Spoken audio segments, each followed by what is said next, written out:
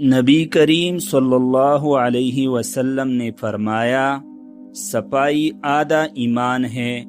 سوچئے آدھا ایمان صرف صفائی سے مکمل ہو سکتا ہے۔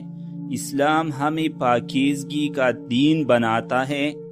صاف انسان، صاف دل اور صاف ماحول، یہی اصل خوبصورتی ہے۔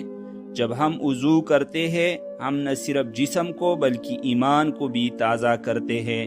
صفائی صرف جسم کی نہیں، نیت اور عمل کی بھی ہونی چاہیے۔ گن ہمیں دور کرتا ہے جبکہ صفائی ہمیں قریب لاتے ہیں، اللہ کی بھی لوگوں کی بھی۔ مسلمان جہاں جائے وہاں خوشبو، صفائی اور سکون لے کر جائیں۔ کیا ہم چاہتے ہیں کہ ہماری نماز قبول ہو؟